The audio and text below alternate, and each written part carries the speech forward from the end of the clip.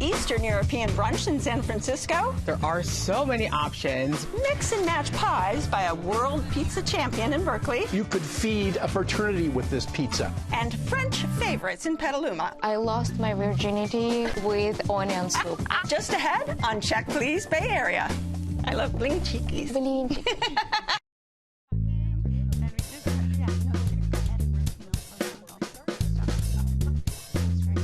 Hi, I'm Leslie Sabraco. Welcome to Check Please Bay Area, the show where Bay Area residents review and talk about their favorite restaurants. Now we have 3 guests, and each one recommends one of their favorite spots, and the other 2 go check them out to see what they think. Joining me at the Check Please table today are stylist Candace Hinson, artist Nala Kuhn, and retired teacher Rob Everett. Welcome, everyone. Are you ready to have a good time? Thank you for having us. Nala gets things started with her go-to brunch spot. Offering traditional Eastern European dishes in a modern, welcoming space, it brings back childhood memories every time she visits. Located in San Francisco's Lower Nob Hill, it's DACHA Kitchen Bar.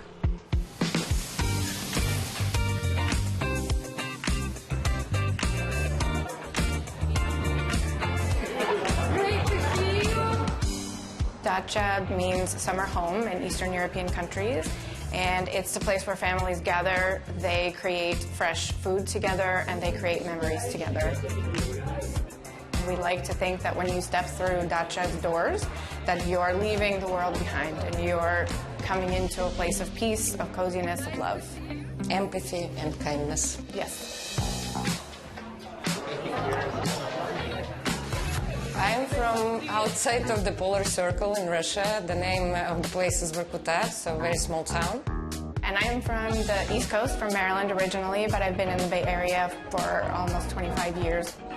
It's like such an interesting part of the world and cuisine that I did not know about before I met Katya. We get inspiration from many countries of Eastern Europe. Usually in northern parts it's heavy, it's a lot of meat, it's a lot of potato to keep you warm. But of course we use everything that California gives us. So what we are doing here, we are bringing healthier version of Eastern European cuisine. We also really encourage family-style eating. When I see people sharing off of each other's plates, I love that. The bar program, I always felt very comfortable in the high-end mixology. So we wanted to build a pretty extensive menu, and of course it's inspired with many Eastern European ingredients like halva daiquiri. We also have a lot of spirit-free cocktails. We want everybody to find something delicious. When someone walks into DACHA, I want them to feel like they've come home, even if they've never been through our doors. And it's set up in several different zones. There's the forest room, there's the meadow, there's the living room, there's the tea room, so that you can kind of choose your adventure of where you want to sit.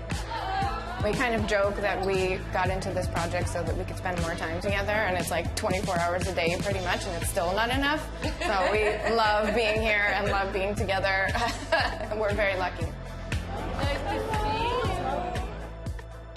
Now, Nala, it's not easy to find an Eastern European restaurant in the Bay Area, is it? That's for sure, yeah, especially if you're foodie and picky, and if you're looking for aesthetically attractive food and atmosphere, it's not easy to find. But you have found one, haven't you? I am, yes, I've been lucky. I do artworks in San Francisco, and I love to end it up with my guests at DACHA. You go for brunch, typically? I do love brunches, so usually I crave syrniki. It's a love affair between pancakes and cheesecake, but it's made with cottage cheese, so it's full of protein and it's good for your health. Yeah. But she put a little bit of sugar on top and burn it, so they call it syrniki brulee, and they do raspberry jam, homemade, served with the sour cream, so it's a good, beautiful combination inside your mouth. Did you have that one? That was my favorite dish at DACHA. I like to call it brunch dessert. Yes. Has just enough brulee on the top to be, Yeah. you know, To be a little interesting, bit to be a sweet. little Yeah. bit sweet, and it was just perfect. I really wanted to take some home. But there was none left. Oh. There was none left. And Candace, did you have that dish as well? Yeah, I feel like third here. That was my favorite at DACHA. And also I brought my 11-month-old son with me, and that was his favorite. He also Of loved course. it. And what other things should people look for on the brunch menu? As a Eastern European person, we do love blini, which is crepes, which is thin pancakes, right? And I love it with chicken and eggs, and the crepes so thin and beautifully rolled, and they have a little bit of microgreens on top. So typically on a plate, it's 2 blinchikis, and you can share with your loved ones. I love blinchikis. Did you have it with the Chickies. salmon ever? The salmon is fabulous. Yes. It's a savory crepe with the freshest salmon I think I've had in ages, and a little bit of the sour cream, and you just put it together, and it's delightful. Nice. I got the crepes, but I did the sweet. I did the condensed milk, which was perfect as well. you're going So, sweet yeah. on sweet. I know, and they brought it towards the end after we had had our other dishes, so it was the perfect way to end our brunch. What other dishes you had? So we started with the latkes, the potato pancakes with like a little bit of caviar and sour cream. That I said that the syrniki was my favorite, but that actually might be my favorite. That was perfect. Yeah. And did your baby under a year-old like the caviar? I did not. I was greedy. I didn't give him any of that. That I kept all for myself. As a Siberian, we eat red caviar pretty much every day because it's essential. You know, it's omega-3. Yeah, it's like typical dish for morning for whole And family. is this something you would make at home? Yes, all the time. What's your address? Because we'll be alone.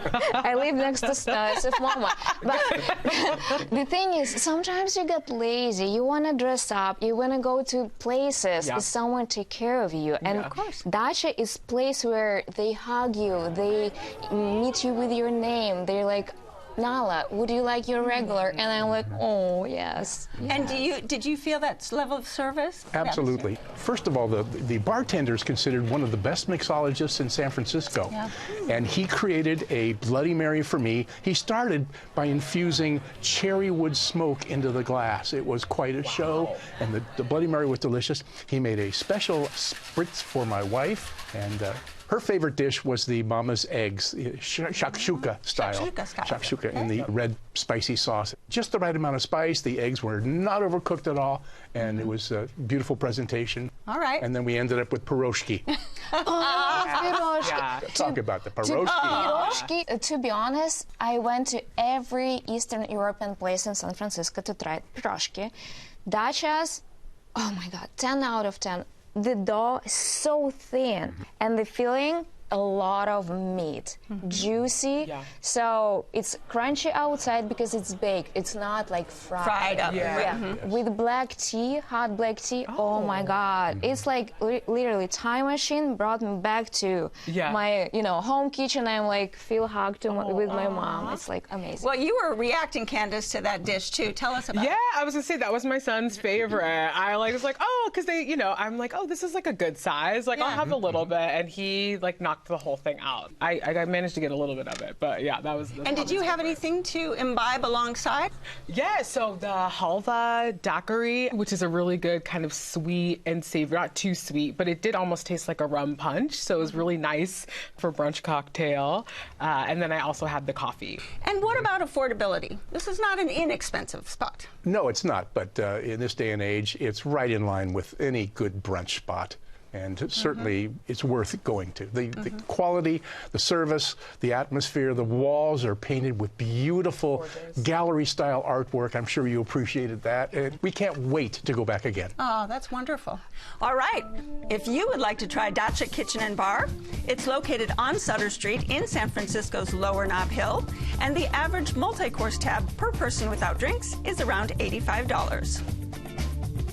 When it comes to pizza, whether it's New York versus Detroit, deep dish or thin crust, red or white sauce, there's no end to the debate over which pie style ranks supreme.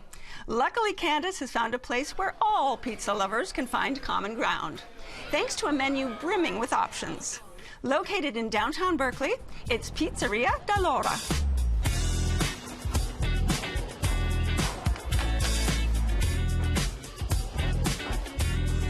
My love for pizza is vast. We always finish with some Parmigiano Reggiano. I think the secret to pizza, everyone loves to say, oh, it's the water, oh, it's the flour, but honestly, it's the know-how. So this is just like the beginning of the melting process because you can see the fat coming out of it. It is never just any one ingredient, but it's the compilation of all of the things. I love a good whole milk mozzarella, but sometimes a part skim is great, depending on the cooking process. Pizza was my first job as a 16-year-old kid, and from day one, I worked with Tony Gemignani, who ended up being my mentor for 18 years. I travel a lot for pizza. You've got competitions in which I'm a 3-time world champ, so I've actually won twice in Italy and one here in the United States, and I was the first American and the first female to win the pan-style competition. Most pizzerias, it's kind of a one-option deal. You've got one crust and then the topping combinations, but I wanted to be able to give people options. I would say the styles of pizza that I offer are my take on a tradition. We do a classic New York, which is going to be that standard round pie, super thin in the middle with a pronounced crust around the edge. And then we go as large as a Sicilian, which is a half sheet pan, but it's on a focaccia-like crust. And then it comes down to a Detroit, a little bit smaller, but way more robust because it has a caramelized cheese crust around the entire perimeter. It's going to be a lot more rich, a lot more indulgent, just kind of like a flavor bomb. Then we go down to the grandma, which is going to be the thinnest of the pan pizzas. Some of the East Coasters might balk at my grandma because it's a little bit different. I hope when people eat here that they feel the sense of community. The neighborhood itself is the theater district. You've got UC Berkeley literally a block away, as well as the high school campus 2 blocks away. So there's a constant evolution of young people. But at the same time, we get a lot of the older generation as well. So I love the fact that Pizzeria da Laura serves everyone.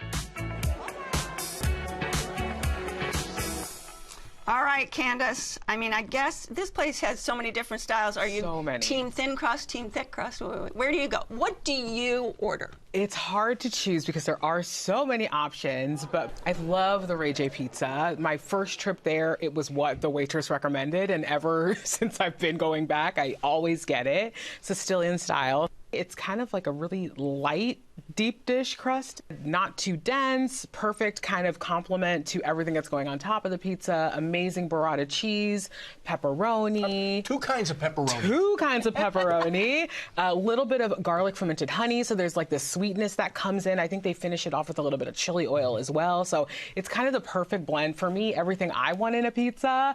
And I love grandma pizza. Yeah, grandmas, which Grandma is what I pizza. got the last time I went. We did 2, and I had not had the grandma's style before, and it was great. It was with a vegetarian-based pizza, so lots of really good roasted veggies. They finished it with this really gorgeous pesto sauce, and that was, I'm like, I need to bring this into my rotation of pizza here. Because you can choose from already sort of set menu of pizzas. Exactly. What did you have for it? Well, we started with some appetizers. And they do have a large list of those, don't they? They sure do. And we had the meatballs served in a red sauce, which was nice, spicy red sauce. They brought the meatballs to us in a bowl, and I thought, that's just a bowl of red sauce. They're down inside. You have to spoon them out. Yes. And I did find the meatballs a little bit dense for my taste. The arancini, on the other hand, was perfect. We went with an Italian friend. He said they were the best he'd had. Isn't that amazing? And Best arancini he'd is just had. those little Sicilian rice balls. Yeah, fried rice balls, but creamy in the center and served on the red sauce with a dusting of cheese. It was absolutely So fabulous. even if you're not a pizza lover, there's something for you. everyone there. So I have to confess, I'm not a big fan of pizza. Oh! So I went to this place, which was lovely, downtown Yeah. Berkeley. Nice weather, Yeah. beautiful patio, beautiful place. And I'm like, okay, I haven't had pizza for 2 years. Now I want to try something. But before that, I need to eat a salad to make a pillow before before gluten. And, you know, so I ordered arugula salad, which great. was fresh. Yeah. It's so generous. Yeah. The amount of salad for 2 or 3 Yeah. people with So you had a big pillow. Yeah. The glare there. yeah, with generous amount of Parmigiano Reggiano. I love the salad. Yeah. And the pizza, I went to New York style Reggie. Yeah. It was nice hint of honey Yeah. and smoke. Yeah. It was juicy. It was beautifully plated, very artistic. Yeah. Cheese was a little bit chewy for me, but overall, one slice pizza, it's enough. Yeah. And now I'm like, okay, another 2 years. Yeah. And I had the La Regina pizza. Had the red sauce, it had soppressata, a Parmigiano Reggiano, it had prosciutto. It was delightful, loved it. Yeah. Did you have anything else? I mean, in terms of appetizers? Yeah, so we did the beet and radicchio salad. A little bit of bitterness, but then also there's like a subtle sweetness with the beet.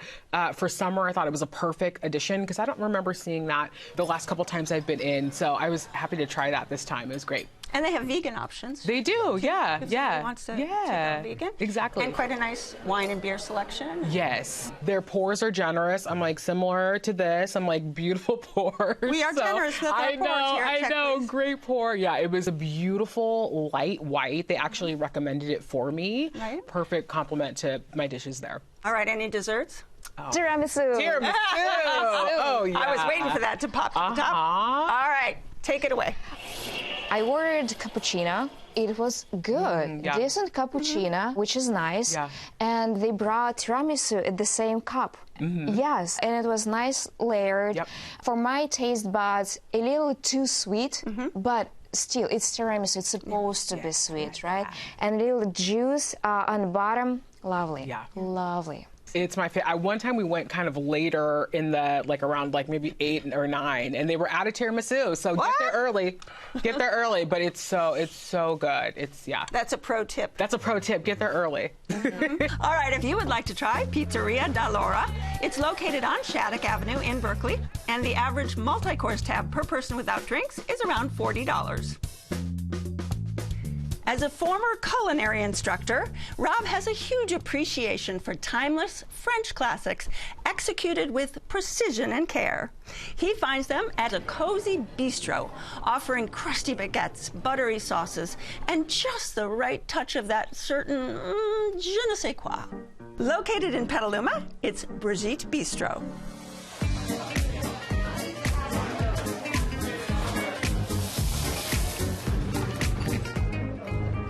Bistro, I see it as very casual, yet extremely well executed. Fresh products, traditional French cuisine. Mussels and fries. Very lively, I love it. noisy, Ow! full of life, full of life. Et voila! The name of the restaurant is Brigitte, which is my mother. She was definitely not a cook. She had love and passion for life. She transmitted that to me. Bon appetit. Enjoy. The menu here is my childhood. Everything I remember as a child that brightened my day, that made me feel very, very good. Steak tartare. As a child, my mother will send me to buy some beef, and half of it will be gone because I will eat while on my way back home raw beef. A soupe à l'oignon.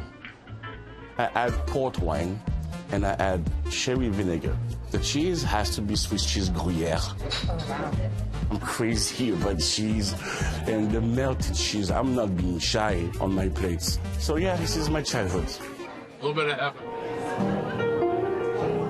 We go back to the old gastronomy way, where waiters was as important as the kitchen.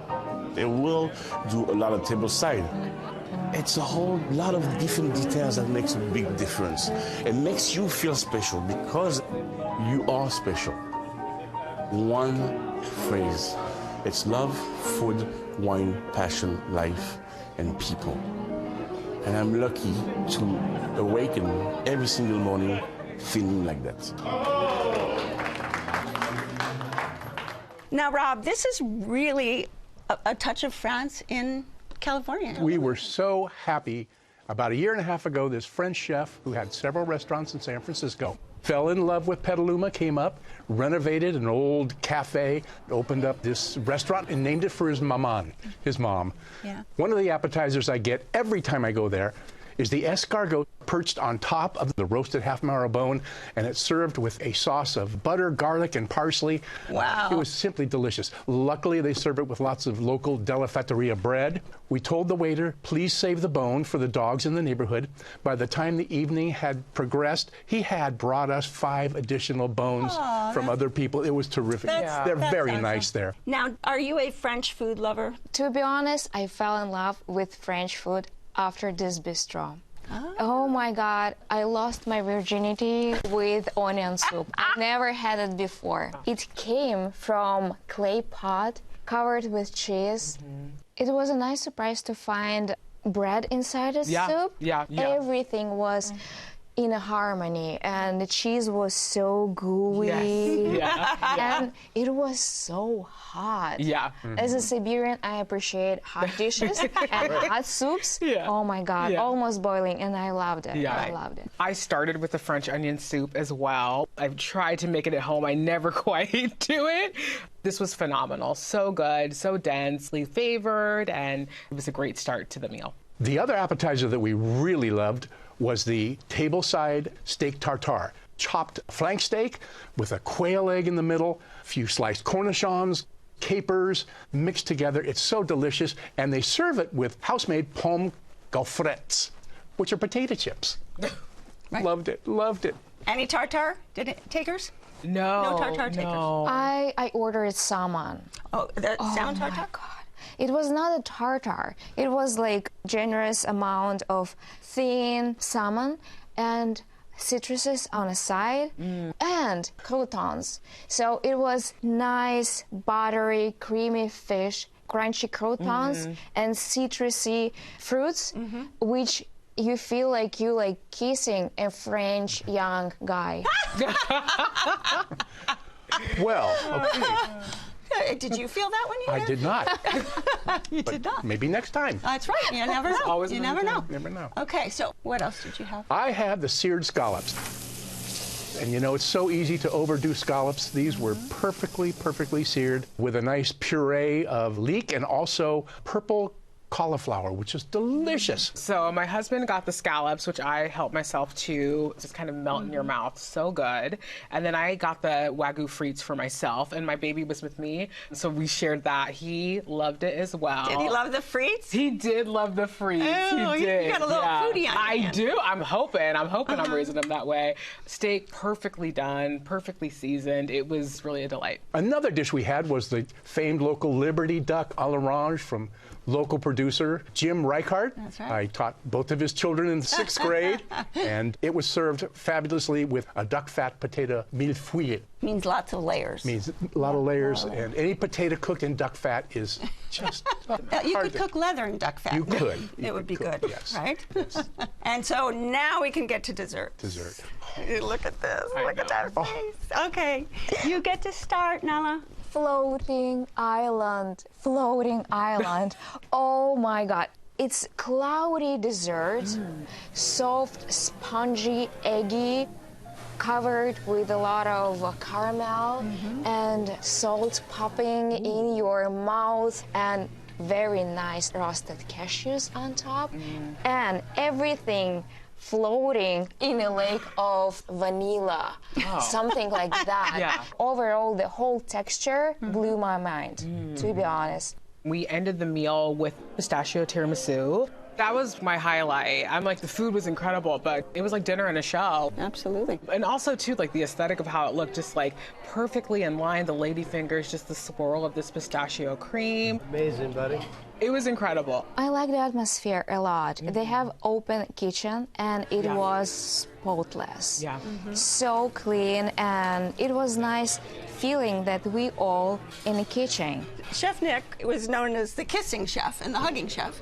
And of course, as a French person does, they would kiss you twice, you know, as a welcome or a hug. Did you get a hug or a kiss? When I exited the restaurant, we had such a nice heart-to-heart hug. Oh my God. Now, obviously, you would go back? Absolutely go back. Take friends. Can't wait to see Nick again, get that hug. It's a special spot in Petaluma. It's worse to drive from San Francisco pretty much every weekend. Every weekend. All right, you heard it here. Brigitte Bistro is located on Petaluma Boulevard in Petaluma.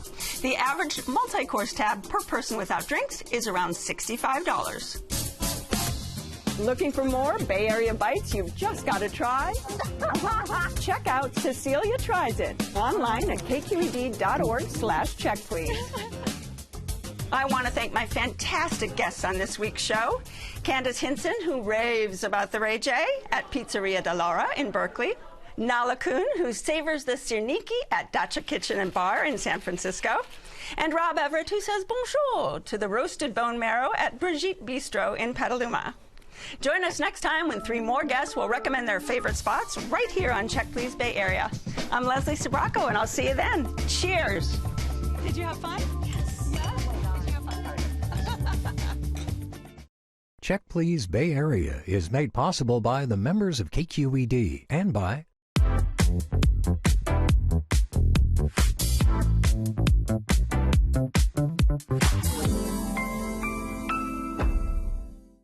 serving the entire Bay Area since 1968, Water Heaters Only specializes in water heater repair and replacement. Learn more at waterheatersonly.com. The Bay Area airport that's close and reliable. iFlyOAK.com. Grahamsport has been family-owned and operated for over 200 years. Available at vintageandfinewines.com or your local fine wine retailer. This is our version of a margarita pizza. It's one of my favorites because you tend to taste more of the flavor of the ingredients by itself as opposed to just cheese. I love sauce on top as well because you tend to taste a little bit more of the tomato. It's simplicity at its finest.